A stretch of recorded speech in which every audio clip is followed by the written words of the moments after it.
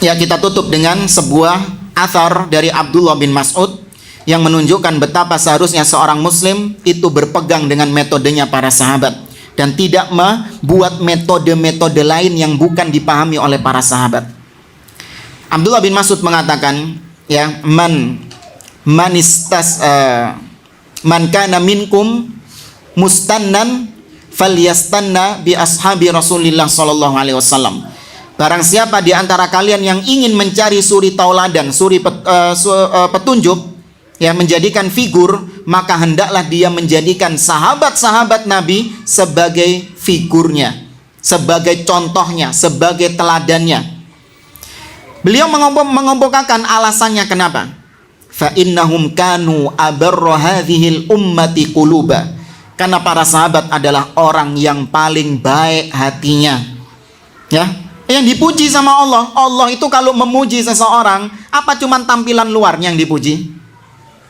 Tadi ya kita baca pujian-pujian Allah. Wasabiqunal awwalun, kan para sahabat itu kan. Apakah Allah ketika memuji seseorang itu karena tampilan luarnya atau sampai hati-hatinya? Sampai hatinya. Buktinya Allah mengatakan dalam surah Al-Fath, laqad radiyallahu 'anil mu'minina idh yubayyi'unaka tahta syajarah fa'alima ma fi qulubihim. Tuh, Allah tahu isi hati mereka. Ya, makanya orang-orang Syiah mengatakan para sahabat itu cuman pura-pura saja beriman di hadapan Nabi. Kemudian ketika Nabi mati baru mereka, ya, menampakkan kemunafikan mereka selama ini. Loh, Allah mengatakan Allah tahu isi hati mereka kok. Apa Anda meragukan Allah subhanahu wa ta'ala? Allah mujinya itu karena Allah tahu casingnya tok. Ternyata setelah saat nabinya mati, sahabat ini jadi liar, jadi kafir. Allah baru tahu, oh tiba nong ini tiwas tak puji. Ya gitu Allah. Gak mungkin Allah memuji itu pujian sampai berlaku sampai hari kiamat. Ya. Kemudian kata Abdullah bin Mas'ud, fa innahum kanu abarra hadhil ummati quluba wa ahsanuhum halan. Mereka adalah orang-orang yang paling baik keadaan mereka. Ya gimana nggak baik? Mereka tuh belajar agama langsung dari Nabi, bayangkan. Bahkan tidak jarang ada ayat yang turun ketika mereka melakukan kesalahan-kesalahan, ada ayat yang turun diluruskan oleh Allah subhanahu wa ta'ala untuk mengoreksi kesalahan mereka. Makanya Jabir bin Abdullah radhiyallahu ta'ala anhu, beliau berdalil tentang bolehnya azl karena tidak ada ayat yang turun ketika itu. Jabir bin Abdullah mengatakan, kunna na'zil wal Qur'anu yanzil. Kami ketika Quran masih turun, masih belum sempurna turunnya, kami sudah melakukan azl. Ternyata nggak ada ayat yang melarang kami untuk melakukan azl. Nggak perlu ya dijelaskan ya. Ya, nanti lo paham juga kok. Ya, nggak perlu ya azl dijelaskan. Googling saja nanti lah. Ya. Tapi azl hukumnya boleh. Apa dalilnya? Jabir bin Abdullah mengatakan nggak ada ayat yang turun melarang azl. Kenapa? Karena kami di zaman tersebut, para sahabat, ketika kami melakukan sebuah kesalahan, tidak jarang ayat yang turun khusus untuk menegur kesalahan kami. Itu para sahabat dijamin kebaikannya. Kemudian wa aqwamahum hadiyan.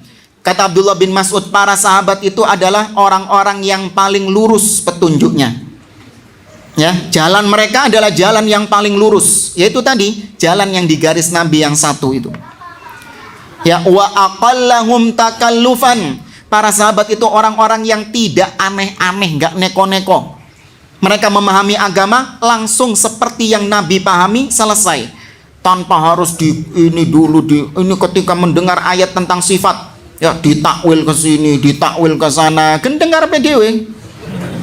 Ketika mendengar ayat tentang sifat misalnya, wa yabqa wajhu rabbika dzul jalali wal ikram, maka kekalah wajah Tuhanmu yang memiliki kemuliaan dan keagungan. Wajah. Ini kalau ditetapkan wajah berarti ya kita berarti menyamakan Allah sama makhluk kalau gitu. Maka ini harus ditakwil. Tapi apa ya enaknya ya? Nggak gitu para sahabat. Ya, langsung dipahami Allah punya wajah, selesai. Tapi laisa kamitslihi syai'un. Tidak sama wajah Allah dengan wajah makhluk. Allah punya wajah secara hakiki. Ya. Maka para sahabat enak memahami agama, tidak terlalu berlebih-lebihan. Ya, puas dengan apa yang diajarkan Nabi kepada mereka, selesai. Tidak perlu improvisasi. Ya, tidak perlu perbaikan, tidak perlu adanya penambahan-penambahan, upgrade yang lain, enggak. Ya, makanya buat yang malas-malas ngaji biasanya alasannya gitu. Ngaji ini apa, bahas kitab tauhid, alas ngono-ngono tok Mas.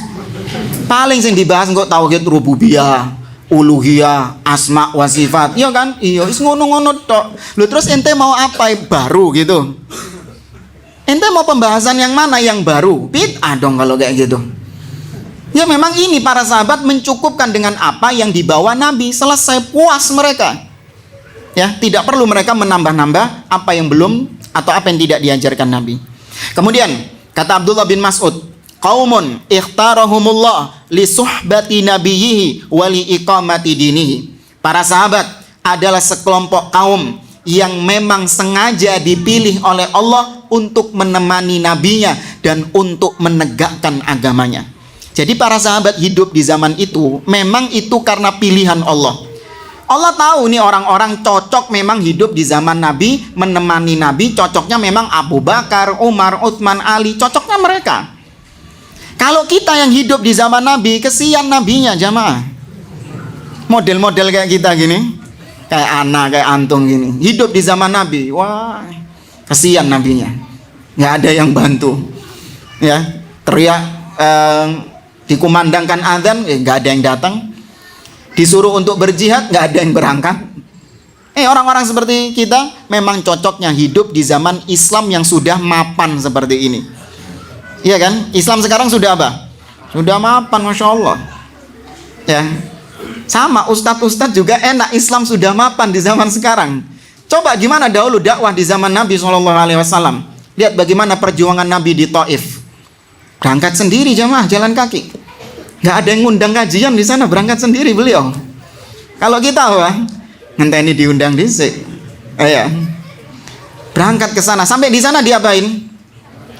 Bukan cuman diberhentiin kajiannya, dilemparin batu. Kita cuman apa? Dibubarin tok itu. Kita cuman dibubarin tok. Nabi dilemparin batu. Pulang ke Mekah dalam keadaan berdarah-darah tuh. Kuat nggak dai-dai ya melakukan perjuangan dakwah seperti Nabi? Enggak. Allah tahu bagaimana keimanan kita, level keimanan kita memang cocoknya hidup di zaman Islam yang sudah mapan seperti ini. Ya, adapun Abu Bakar, Umar, Utsman dan para sahabat yang lain, memang keimanan mereka cocok hidup di zaman tersebut. Paham di sini jamaah? Maka jangan iri sama sahabat. Ya, jangan mengatakan kita sama sahabat cuman beda zaman tok. Enggak. Beda iman, bukan beda zaman. Imannya jauh antara langit dengan God. Iya. Imannya jauh antara langit dengan God. Maka jangan coba mepet-mepet titik sama Abu Bakar, Ustaz. Enggak, titik mepetnya mental jauh. Ya, maka tidak mungkin kita ini ya benar-benar secara total meniru para sahabat Nabi, nggak mungkin. Cuman setidaknya apa yang nggak mungkin secara keseluruhan, maka bukan berarti ditinggal secara keseluruhan. Cuman nggak, kita tetap berusaha meniti jalan mereka. Ya, ini usaha kita. Ya, meskipun nggak mungkin kita itu sampai kepada derajatnya Abu Bakar dan Umar, nggak mungkin. Apalagi sampai derajatnya Nabi. Na'udzubillah. Taib jamaah dimulakan oleh Allah. Kemudian kata Abdullah bin Mas'ud, fa'arifu lahum fadlahum wattabi'uhum fi atharihim fa innahum kanu ala hudan mustaqim. Kenali jasa-jasa mereka, ikuti jejak-jejak mereka, ikuti pemahaman mereka, karena mereka di atas pemahaman yang lurus. Ya, ini rekomendasi dari seorang Abdullah bin Mas'ud radhiyallahu anhu.